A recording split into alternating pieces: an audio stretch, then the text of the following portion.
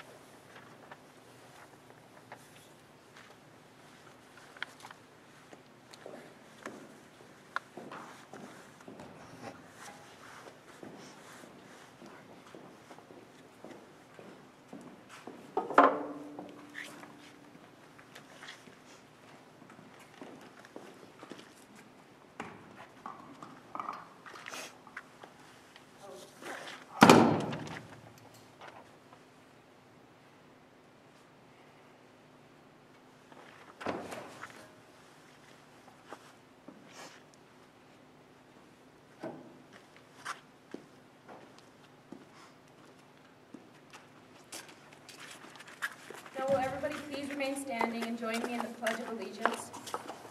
I pledge allegiance to the flag of the United States of America and to the republic for which it stands, one nation, under God, indivisible, with liberty and justice for all.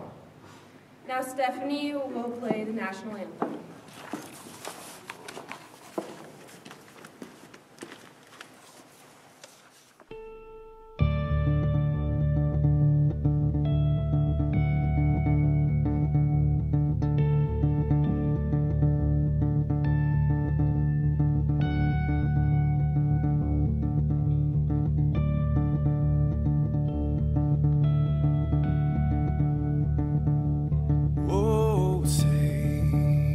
Can you see by the dawn's early light what so proudly we hailed at the twilight's last gleaming,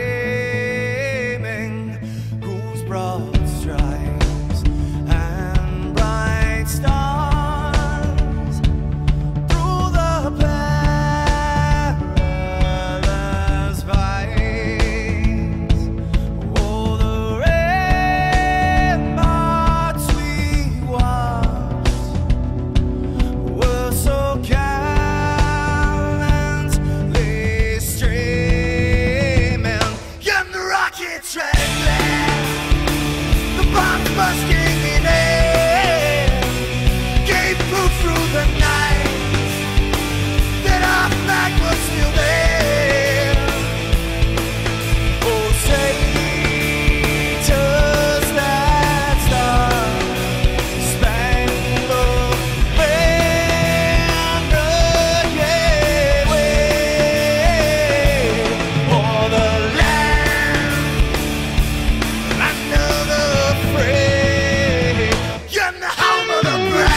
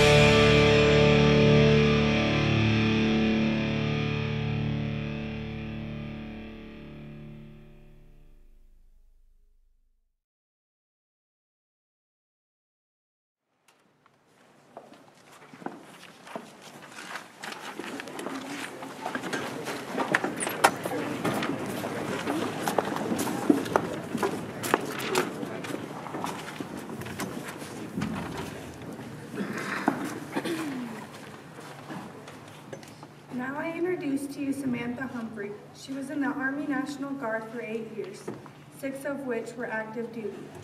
She also spent 6 years in the U.S. Navy. She served as a fireman and personnel to the Navy, unit clerk, section surgeon, heavy equipment operator and trainer, nuclear, biological, and chemical warfare specialist, flight operations specialist, training the NCO, and was a librarian. Her father and grandfather also served, so she comes from a family of veterans. Please welcome Mrs. Samantha Humphrey.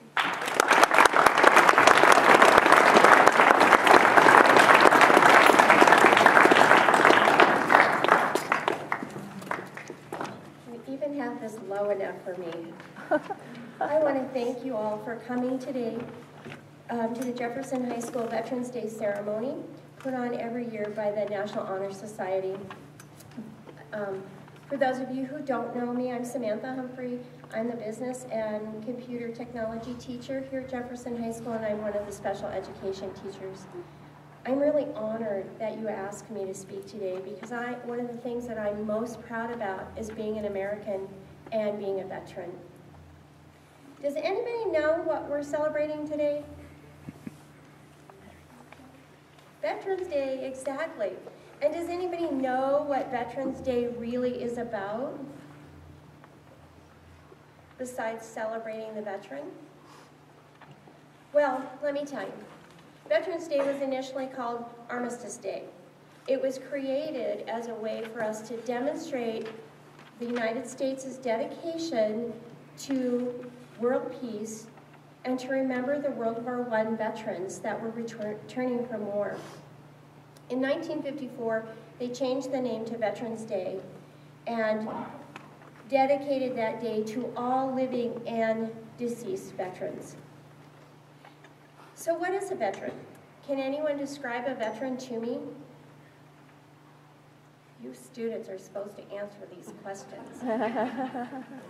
Well, people think of veterans most of the time as these gentlemen sitting right up here. Older gentlemen that we see saluting the flag, doing ceremonies such as this. Men that have seen war. But that's not the total description of a veteran. Veterans can be young, they can be old. Not all veterans have served in a war, and not all veterans are male. To be recognized as a veteran, one must serve in the military, any branch of the military. You can come from all walks of life to serve, either as an enlisted person or as an officer. You don't even have to be a United States citizen to serve in our military. Veterans are as unique and diverse as all of us sitting here and as all of the people across our country. But there's some similarities with all veterans that I've found. One of those is a deep sense of personal pride in being an American and having an opportunity to serve. You won't see many veterans, if any, that don't stand and salute the flag when the flag passes. You won't see many veterans who don't feel saddened by the loss and the devastation that they've seen for those who have served in war. You guys know how frustrated I get when we do the pledge on Monday mornings and you don't get up quick enough, or you don't put your hand over your heart, or you're not saying those words. Because as a veteran, I know that our freedoms don't come free. And every other veteran I know knows that as well. That wonderful rendition we just saw of the national anthem would not be allowed in some countries. And for you young people, you sit there and go, oh, really? Nah. No, seriously. It would be considered a desecration. And people could be shot for that. But not in our country. And that's thanks to people who are willing to serve.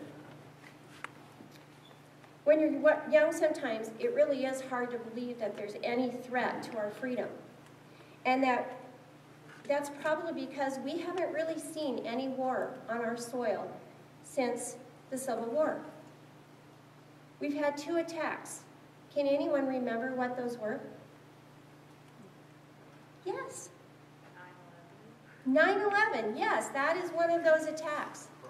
What's the other one? Pearl Harbor, right. Each of those attacks lasted for 2 hours. That's all. When we think about the war going on that we're ending in Iraq, or the time we spent in Afghanistan, or Vietnam, or Korea, or in the world wars, they didn't last just 2 hours. So we don't truly understand what it feels like to be threatened. We lost 3,000 Americans in 9/11. We lost about 2,400 at Pearl Harbor. Those of us that are old enough to remember 9/11, and many of you guys aren't anymore, we spent days and weeks watching the TV, afraid of what might happen next, wondering what was going to happen to our country. That's another reason that we have Veterans Day. It's so we can help you guys remember, because you guys are the future. Another reason that we recognize veterans and have Veterans Day, in my opinion, would be to recognize the sacrifices that veterans make. While we're all unique and diverse, we sacrifice things like our time. Training is required, because you don't want a soldier, just like you don't want a fireman who doesn't know how to fight a fire. You don't want a soldier going to war or having to defend or stand ready in a national crisis if they aren't trained. So veterans spend a lot of time as a serviceman or woman training, time away from their family. During war, you do get shipped away. One of our recent graduates is currently stationed in Afghanistan. Another one is returning. I think she flew home yesterday. That service and that time away from family and friends continues. Assignments to war zones can be very challenging. My oldest stepson joined the Marine Corps right out of high school. He served 2 tours of duty in Iraq when the war first started there. He went 4 to 6 weeks without a shower. He had nothing ever to eat but MREs. And MREs aren't so bad if you taste them once in a while, but if that's all you have to eat, after a while it gets very old. He lived in constant fear every day that he was there, and still today he struggles with the aftermath of having to be shot at and having to shoot at other human beings. We play video games, we watch movies, and we think, oh, that's not that big of a deal. But when it's really your life on the line, when you really don't know if you're coming home or you'll ever see your family again, it's a different story. You don't just turn that game off, come home, and you're the same. My father served in Vietnam. He was a reconnaissance pilot, and so he flew spy missions. And he too came home a different person. And individuals who have served in that way can tell you that every veteran is affected one way or another, but some to more serious degrees. There's horror stories about war, and most veterans won't talk about it. And so it's not like a video game that you guys see or a movie that we might all watch and enjoy. Servicemen and women who see combat do return with emotional issues and physical impairment, such as missing limbs or a missing eye or other kinds of reactions to chemicals that they've been exposed to.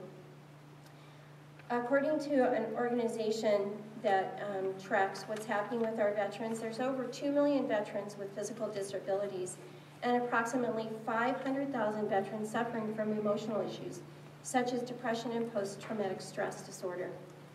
Of those, 20 to 30% have drug addiction issues as well. And really sadly to me is that there's over 400,000 veterans that are homeless. Homeless. These are people who gave their life or were willing to give their life so that we can say what we want. We can wear what we want. We can do what we want. We can have any aspiration and we can work towards that. And they have no home. They have no money. There's no services.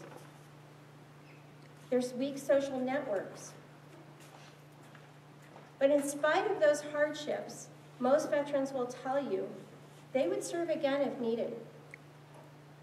Many would say that protecting the freedoms that we most take for granted, the ability to live in our beautiful country, a country as great and strong and as powerful as ours, and the efforts to make a difference in world peace or help those less fortunate than us far outweigh the personal cost. That's another reason for Veterans Day, to remember to say thank you. Thank you for that selfless service. But if you're like me, thank you doesn't seem like enough. You students are the future of our country. It's up to you to educate yourselves so that you can find ways to put an end to terrorism and tyranny so people don't have to die to protect freedom and to protect our country. You need to be able to figure out ways to create jobs and businesses that not only build our economy, but do provide places of employment for veterans. And create businesses that will generate a tax revenue, so that there can be services for those soldiers that need it. On October 29th, CNN reported that there are hundreds of thousands of war veterans from Iraq and Afghanistan that are still waiting to get services, healthcare services. Doesn't that seem kind of crazy to you guys? That we can walk over to the clinic if we have an earache, but somebody comes back from war and they can't get any service at all? And they just have to wait till somebody's available? You guys can change that, though. You can continue to learn. Find out what's going on. Write your congressman. Provide financial support, even if it's just a small donation or a fundraising program that your club can do. You can send cards and letters or contribute to the organizations that put together the care packages for soldiers or support a veterans organization. It's up to parents and community members to keep the memory alive. And as you guys grow up, you keep the memories alive too. You keep learning and not ever take for granted what we have here. And cherish those people who are willing to give their lives for your freedom. And finally, you can be one of those people if you so choose. Today, if it was up to me to say thank you, to renew my commitment to help those in need, and to remind each one of you the good you can do in the lives of those who are willing to give so much, is my mission. I thank you for your time and attention, and I thank you, veterans, for your service.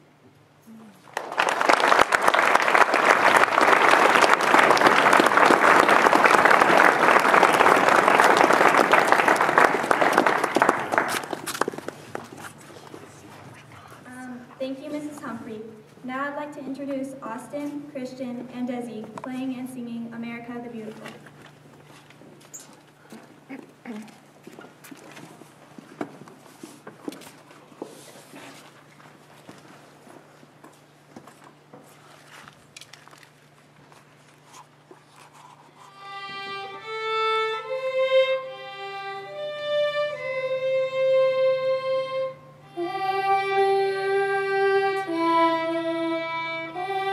Spacious skies,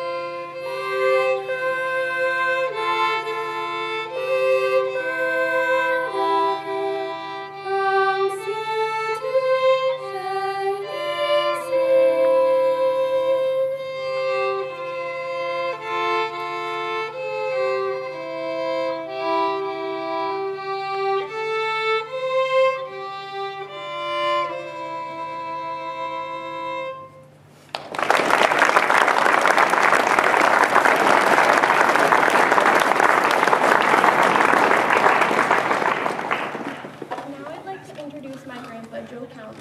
After high school, he wanted to be involved in something good for the people, such as saving lives. He joined the Coast Guard because the main job is to save lives. After attending boot camp in Alameda, California, Joe then served on a U.S. Coast Guard cutter stationed in Hawaii and California. He then served as an engineman on the Coast Guard rescue boats around Washington. He was in the Coast Guard on active duty and active reserve duty for a total of 7 years.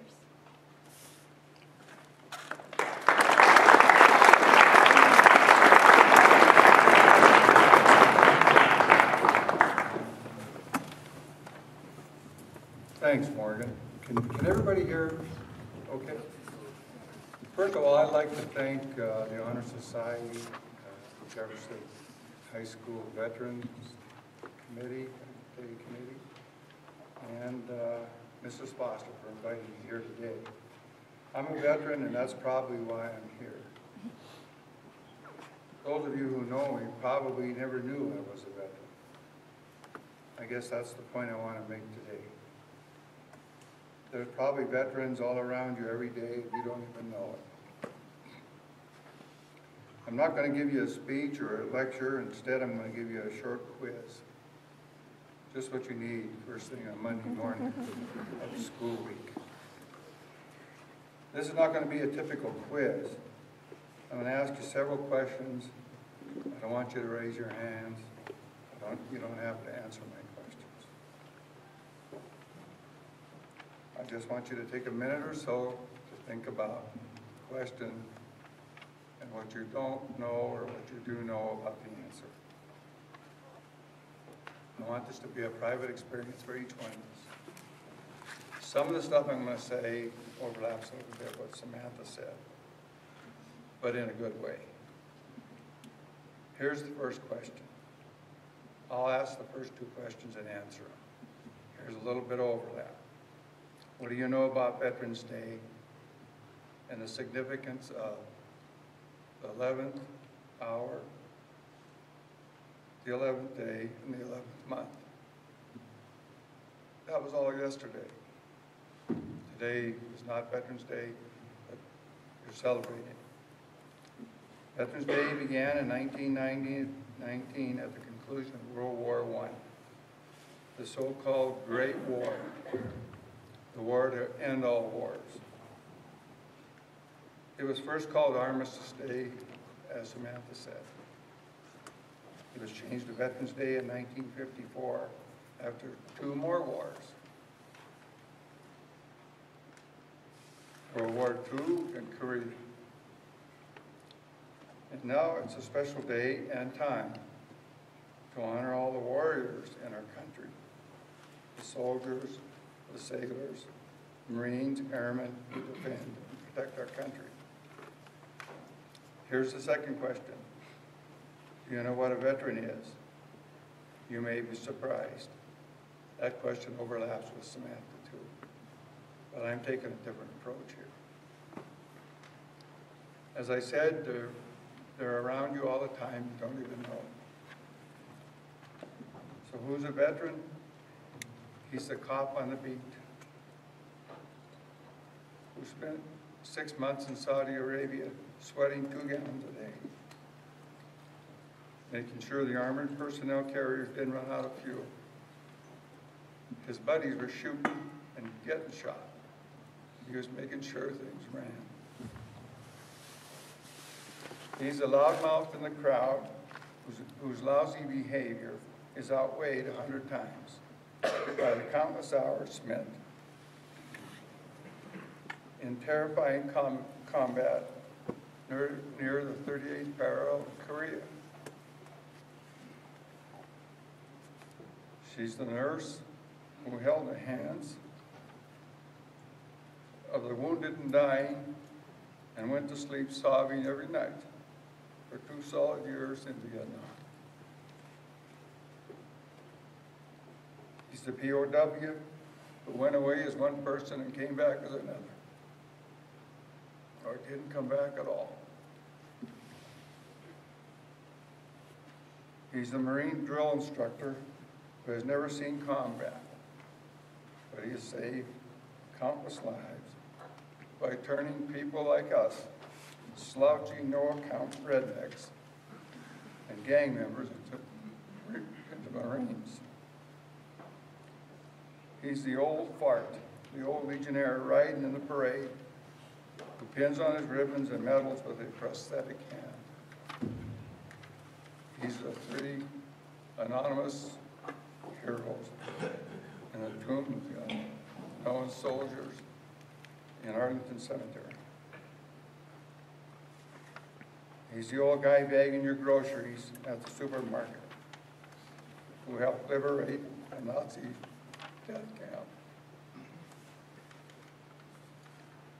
Perhaps he's your neighbor or family friend who may have never gone to war or been in battle, but he enlisted and he signed up and was ready and willing to go to war and to be in combat. As Samantha said, an extraordinary thing to do for a person offering some of the life's most vital time, the years of his youth in the service of the country. We're talking about 18-year-old people, the prime of your life, going away and doing these kind of things. And finally, he's a soldier, a sailor, or an airman who stands ready to be a sword against the darkness in America, one of the greatest nations ever known. So now here's the quiz for you guys. Like I said, you don't have to raise your hands.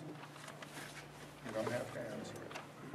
Just think about the question and what you know or you don't know. I'll give you a little time between each question for you to ponder what you know or you don't know. First, do you have a veteran in your family? Or do you even know if you have a veteran in your family?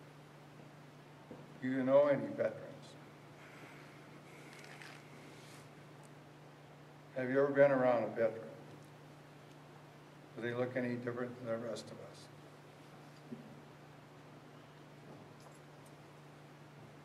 Have you ever sought out a veteran for some reason?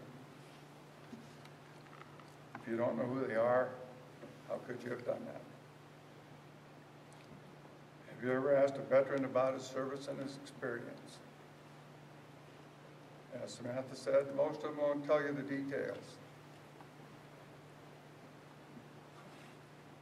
But every one of them will probably tell you what they did and who they were with. And here's a tough one. Have you ever walked up to a veteran and thanked them for their service to our country? If you don't know who they are, how can you do that? Some of them are obvious. You see them in the airport, a guy in uniform, he's a veteran, serving active duty. Some of them aren't obvious. Some of them are like these fellas sitting over here with Vietnam hats on, Korea hats or whatever. Have you ever walked up to them and said thank you? I never used to do that, but I do now. And here's the final question and the end of my quiz and my non-speech. Are there any veterans here in the gym today? I know there are. Will you please stand up if you're a veteran?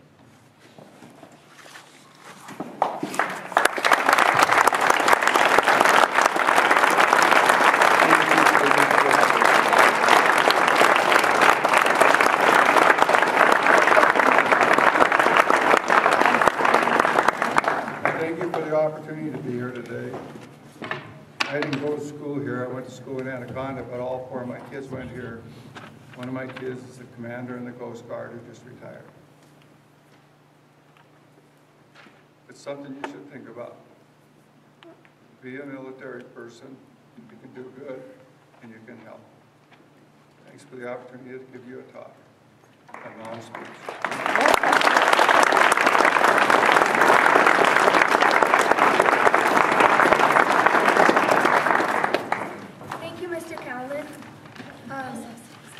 Now I would like to introduce Larry Latin with the Voice of Democracy.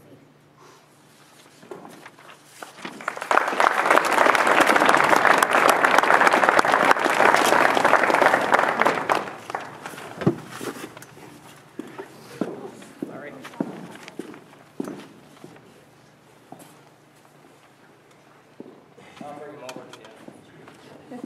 Good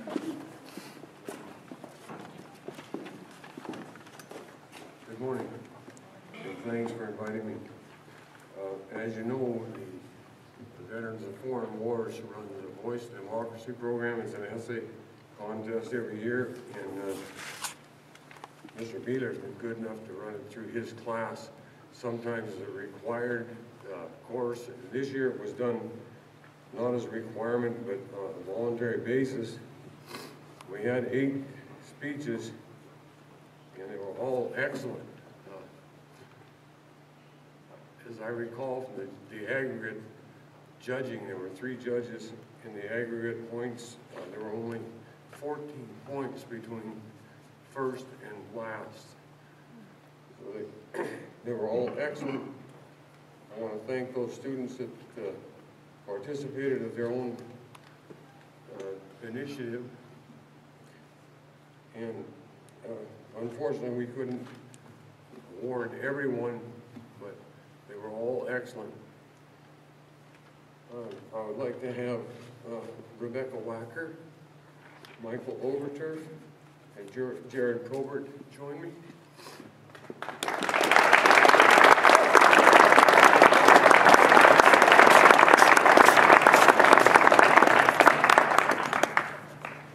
These are your 3 winners.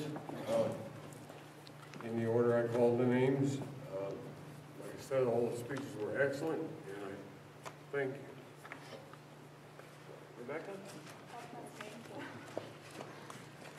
Thank you. Michael?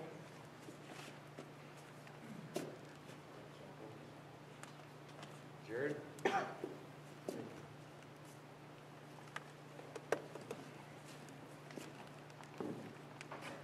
That concludes my part of the program. I want to thank you all, and I would encourage the younger students to participate in the program, not necessarily for the monetary awards, but because it's a good thing to do.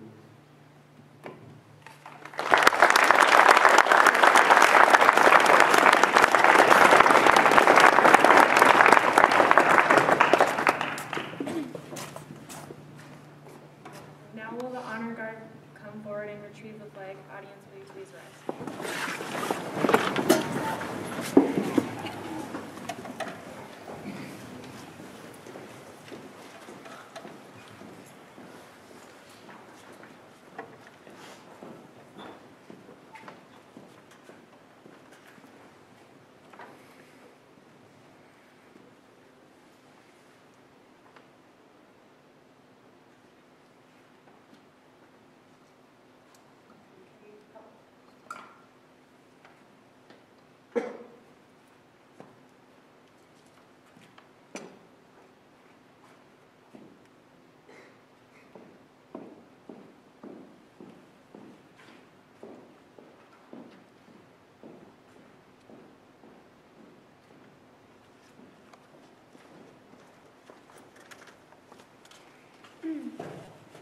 Remember to think of Veterans Day when you see them.